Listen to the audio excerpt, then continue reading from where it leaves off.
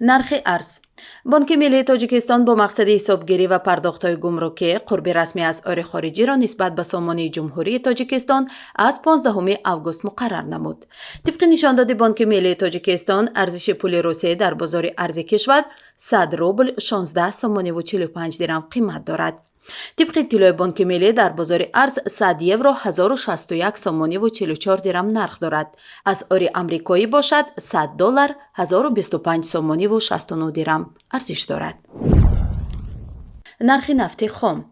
нархи миёнаи фурӯши ҳар бушка нафти хоми таҳвили моҳи оянда дар биржаҳои Intercontinental Exchange ва Brent фьючерси Лондон 98 доллару 3 сент муомила шуд. нархи миёнаи ҳар бушка нафти хоми таҳвили моҳи оянда дар биржаҳои New York Mercantile Exchange ва Lightspeed Oil New York 91 доллару 97 сент муомила шуд.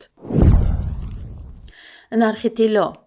қурби тилло дар биржаҳои Лондон субҳи имрӯз 1801 доллару 71 сент барои 1 унс таъин шуд.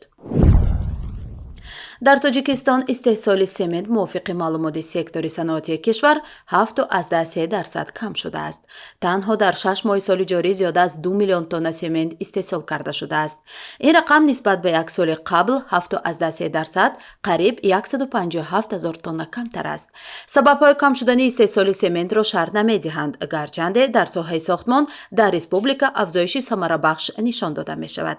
дар бораи ҳаҷми содироти ин навъи масолиҳи сохтмонӣ низ маълумот нест.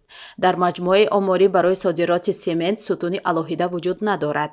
семент ба гурӯҳи маҳсулоти маданӣ дохил мешавад ки он инчунин маъдан, консентрат, маҳсулоти нафт ва ғайраро дар бар мегирад. қаблан хабар дода шуда буд ки дар солҳои қаблӣ ҷумҳурӣ ҳар сол беш аз 1.5 миллион тонна семент содир мекард. ин масолиҳи сохтмонӣ асосан ба кишварҳои ҳамсоя Афғонистон, Узбекистон ва Қирғизистон содир мешавад. бонки рушди Авроосиё мизони захираҳои арзии Бонки миллии Тоҷикистонро дар поёни 6 моҳи нахусти соли ҷорӣ 2 миллиарду 900 миллион доллар эълом кард. дар гузориши Бонки рушди Авроосиё таъкид шудааст ки таи 2 соли ахир Тоҷикистон барои таъмини ниёзи аввалия ва ғизо дар кишвар маҷбур шудааст аз захираҳои арзии Бонки миллӣ сарф кунад.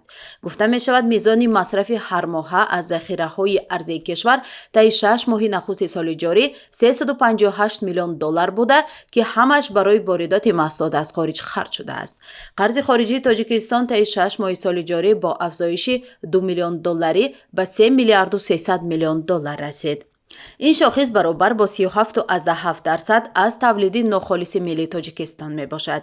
аз ин мизон қарзи хориҷии Тоҷикистон беш аз 1 миллиарду 100 миллион доллар аз бонки содирот ва воридоти Чин аст.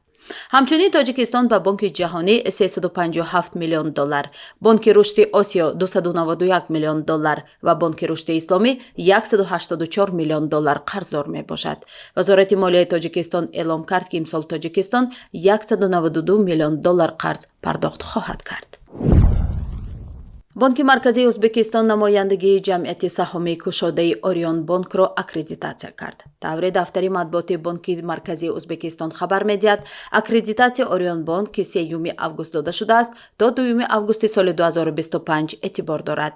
намояндагии бонки хориҷӣ танҳо барои ҳимояи манфиатҳои бонки асосӣ таъсис дода мешавад ки вазифааш ба дарёфти шарикон, гузаронидани чорабиниҳои таблиғотӣ ва тадқиқоти маркетингӣ маҳдуд карда шудааст. намояндагии бонк бархилофи филиал ҳуқуқ надорад амалиёти бонкиро анҷом диҳад. ҷамъияти саҳомии кушодаи Орион Бонк ба рӯйхати бонкҳои системавӣ шомил шудааст ки ҳиссаи онҳо дар бозори миёнаравии молиявии Тоҷикистон 20.6%-ро ташкил медиҳад. аз рӯи нишондод Орион Бонк пас аз Бонки миллии тиҷоратии Амонатбонк 24.64% дар ҷои дуюм қарор дорад.